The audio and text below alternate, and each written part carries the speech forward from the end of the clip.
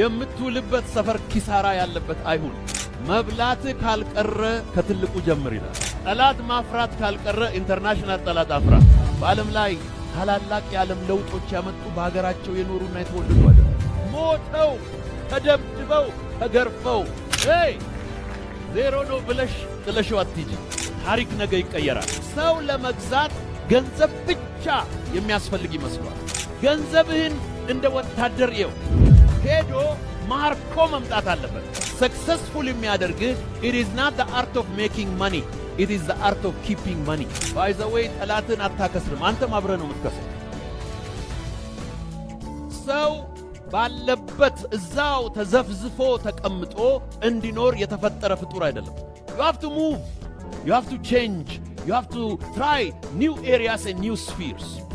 በዓለም ላይ ታላቁ ታሪክ የዳያስፖራ ታሪክ ነው። ይሄ ዳያስፖራ ስላችሁ ከኢትዮጵያ የተሰደደ ዳያስፖራ ማለት አይደለም። ዳያስፖራ ራሱን የቻለ ኖሜንክሌቸር ነው። ራሱን የቻለ የዓለም ኖሜንክሌቸር ነው። ማንም ሰው ዛሬ የተወለደበት ቤት ውስጥ የሚኖር በጣም ጥቂት ሰው ነው። ቤት የቀየረ ራሱ፣ ሰፈር የቀየረ ራሱ፣ ከተማ የቀየረ ራሱ ዳያስፖራ ነው። ሙቭመንት is very important. ሙቭመንት ደግሞ ሪስክ ነው። ሎኬሽን መቀየር ነው።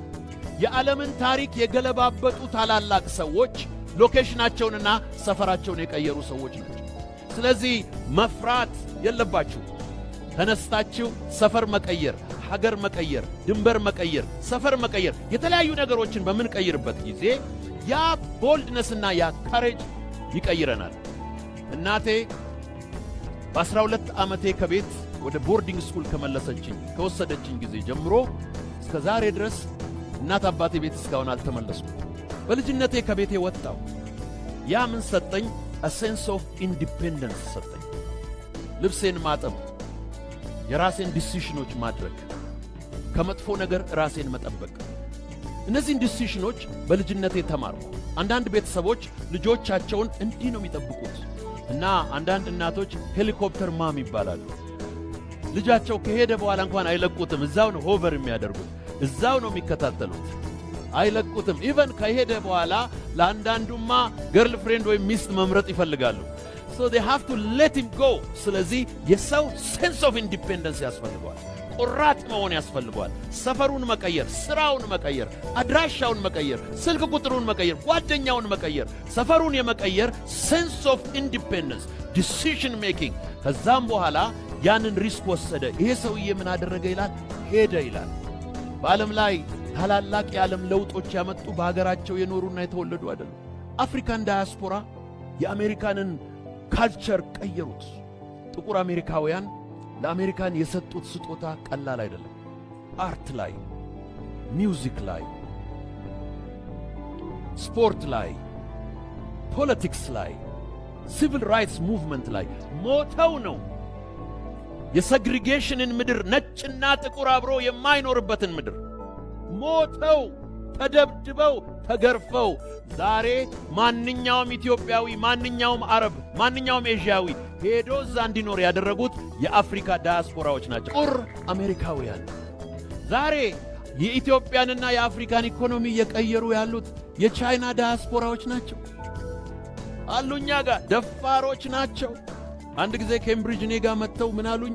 ትምህርት ቤትህን በሙሉ ሰውን አባርና የቻይና ትምህርት ቤት አድርጋሉ።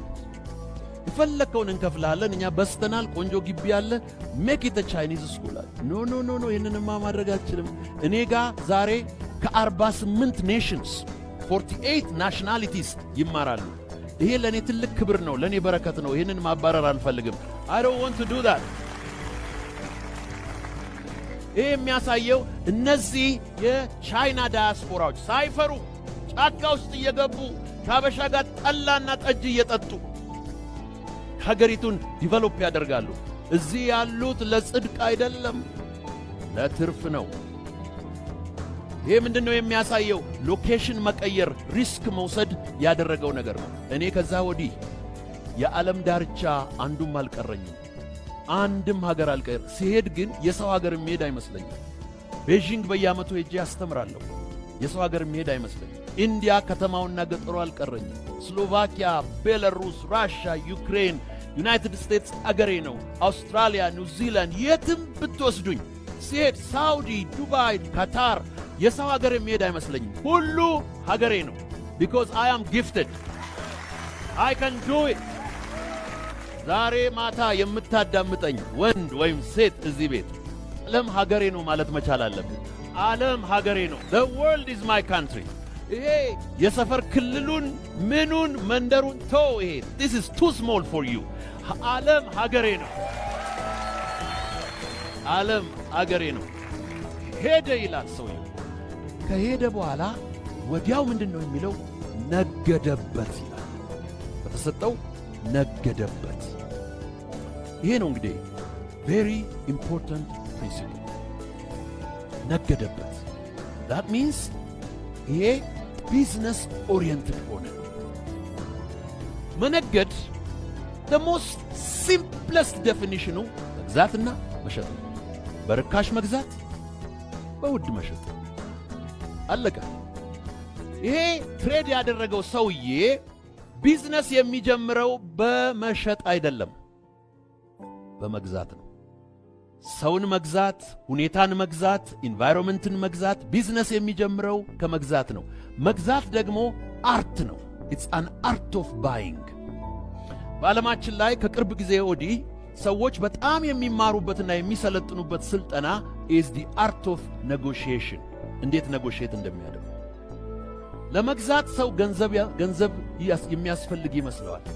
የሚያስፈልገው አርት ነው። the art of buying, the art of purchasing። ይሄ ሰውዬ ነገደ በምንልበት ጊዜ በመጀመሪያ ገንዘብ ስለተሰጠው ቢዝነሱን የጀመረው በመሸጥ አይደለም፣ በመግዛት ነው። ፕሮፐርሊ መግዛት መቻል አለበት። ስንገዛ የምንገዛው ገንዘብ የሚገዛውን ብቻ አይደለም። the purchasing power በምንልበት ጊዜ this is holistic purchasing power። ሞገስ ይገዛል፣ ቃል ይገዛል፣ መልክ ይገዛል፣ አቅም ይገዛል፣ አስተሳሰብ ይገዛል፣ ሪሌሽንሺፕ ይገዛል። your relationship, your network is dependent on your net worth የምንለው ለዚህ ነው። ሪሌሽንሺፕ ይገዛል። ሰው ለመግዛት ገንዘብ ብቻ የሚያስፈልግ ይመስለዋል። ዕውቀት ይገዛል፣ መንፈሳዊነት ይገዛል። ይሄ የገዢነት አቅም ነው። ከዛ በኋላ ይሄ ሰው ሄደና ገዛ። ምን ገዛ? አሴት ገዛ። ብዙ ጊዜ ድሆች የሚገዙት ላያቢሊቲ ነው።